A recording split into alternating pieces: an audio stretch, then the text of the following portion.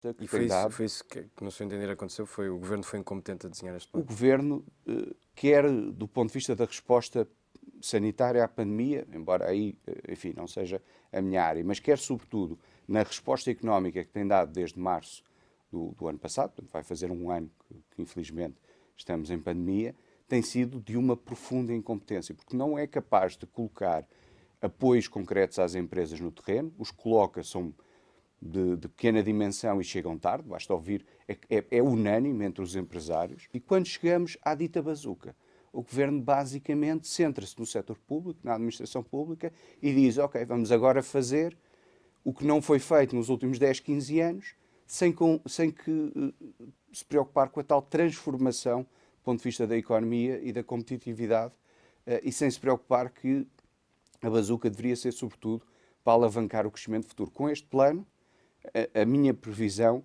é que nós vamos passar mais alguns anos com crescimentos anémicos e não vamos ter o nível de recuperação que outras economias vão apresentar. Um dos projetos que tem algum investimento privado envolvido e que não tem, tanto quanto saibamos, uma componente de subsidiação é o projeto do lítio. O PSD já levantou algumas dúvidas relativamente aqui a alguns licenciamentos, mas no fundo a minha questão é o seguinte, quer no hidrogénio, quer no lítio, têm surgido algumas suspeitas relacionadas com a forma como o Estado tem vindo a gerir estes projetos, inclusive haverá, no caso do hidrogénio, algumas investigações. E no fundo o que eu queria tentar perceber era de que forma é que o PSD vê o risco deste financiamento chegar com tanta força em Portugal, como é que o PSD vê o risco de corrupção na gestão deste dinheiro? Acha que essa questão está acautelada? Repare, relativamente ao lítio, e isso também é transposto para o hidrogénio, aquilo que nós temos dito é que é importante usar os recursos endógenos do país.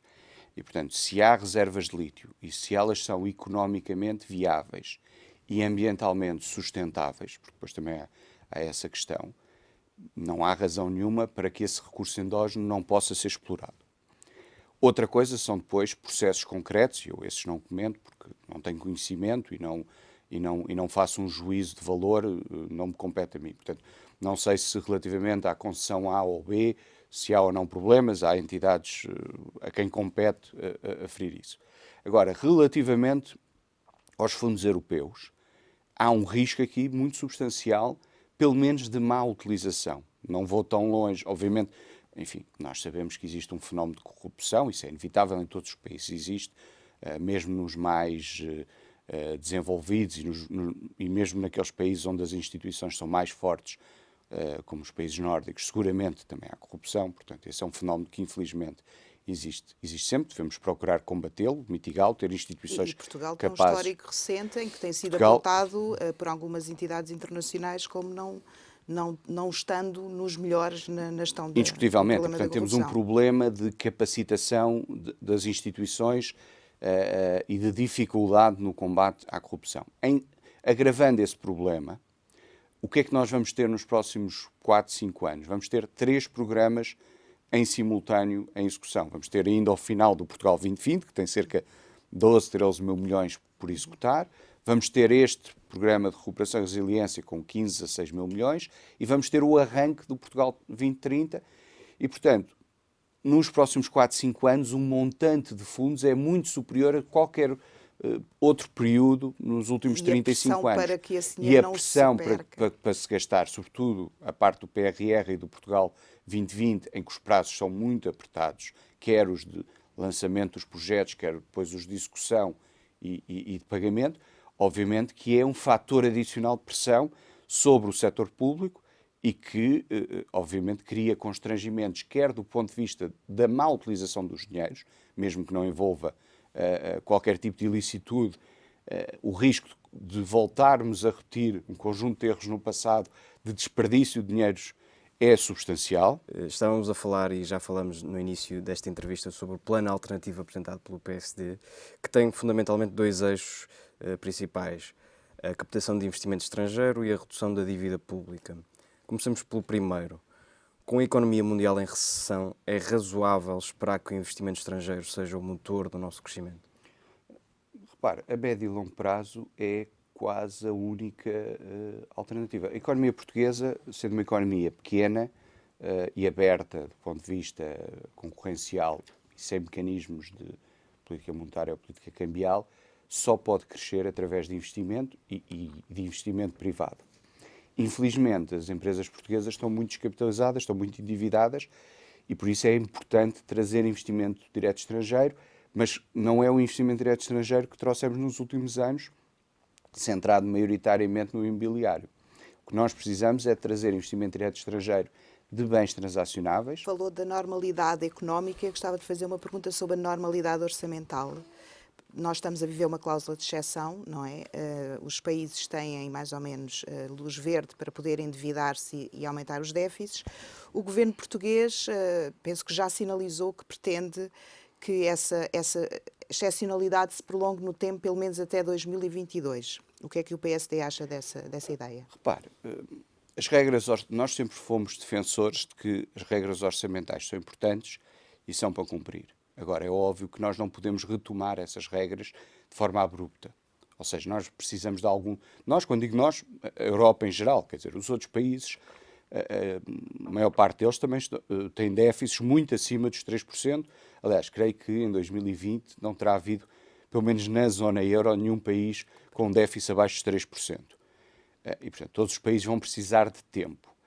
Mais importante do que a discussão se as regras voltam em 22 ou em 23, na minha opinião, é a discussão sobre a dívida pública. E por isso é que nós, no nosso programa, e é extraordinário que o Programa de Recuperação e Resiliência nunca refere nada sobre a dívida pública, nós 80% até nós ao final temos da década. um plano no nosso programa de reduzir substancialmente a dívida pública até ao final da década, que é uma combinação de retomarmos o crescimento económico a partir de 2023 e aumentarmos o crescimento económico em função daquilo que são as nossas propostas no programa, retomarmos um saldo primário, ou seja, um saldo sem contar com a parte dos juros, também na ordem dos 3%, que era aquilo que tínhamos em 2018, 2019, e as taxas de juros manterem-se relativamente baixas. E, de facto, a taxa de juros média da dívida pública demorará tempo a subir. A esse propósito, deixe-me perguntar aqui... Mas só para terminar, Miguel, portanto, para nós a discussão mais relevante é qual é o plano credível que o Governo tem para reduzir a dívida pública e manter os investidores tranquilos sob o ponto de vista da dívida pública portuguesa. Porque, como vários economistas têm alertado, se nós de repente tivermos uma subida das taxas de juros, serão os países com maior dívida pública que vão ficar logo no radar dos investidores.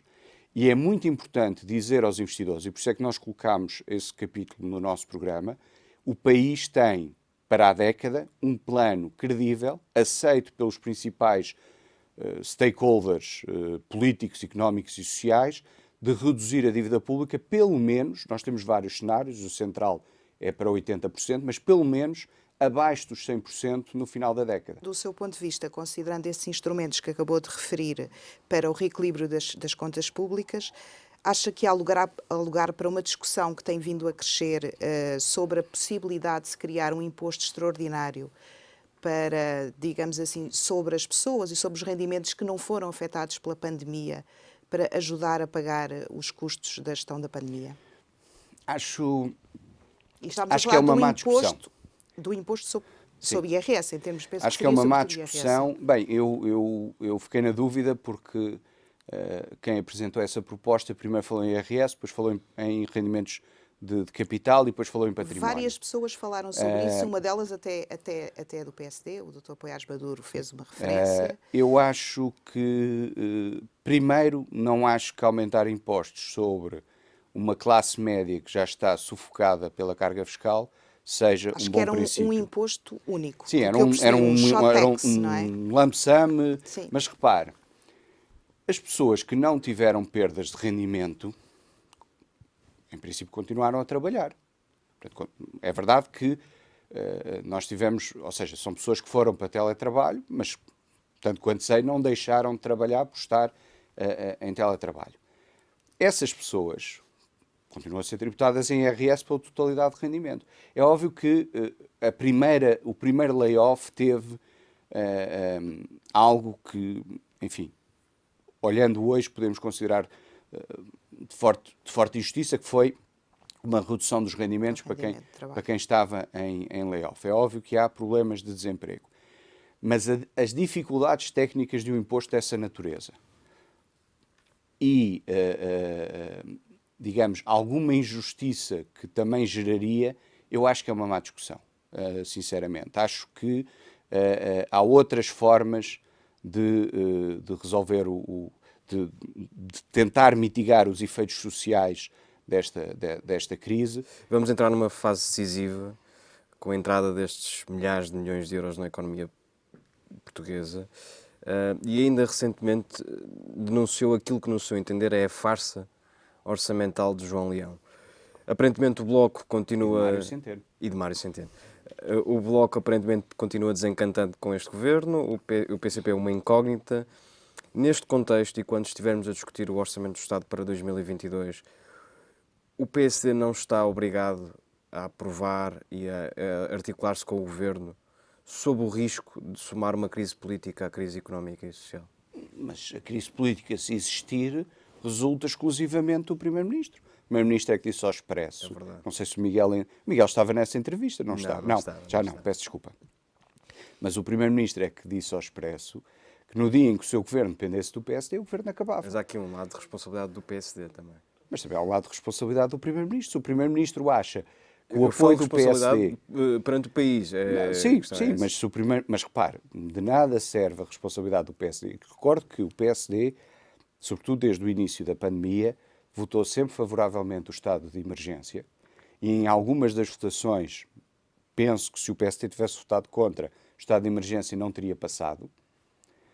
E, portanto, o PSD votou sempre favoravelmente o estado de emergência, exatamente porque o governo tem que ter mecanismos constitucionais para depois poder tomar medidas de combate à pandemia. E o PSD votou favoravelmente o orçamento retificativo. Portanto, do lado do PSD, houve sempre a responsabilidade de perceber que, no início desta crise, em que, de facto, ninguém sabia nada sobre a pandemia e todos os países a nível mundial estavam, enfim, numa situação muito difícil e sem saber muito bem como responder, o PSD disse, nós estamos aqui para ajudar o país e nós estamos aqui para que o governo, naquilo que precise e que tenha que vir ao Parlamento, que seja de resposta à pandemia, nós estamos disponíveis. E daí a votação no estado de emergência e daí a votação no retificativo.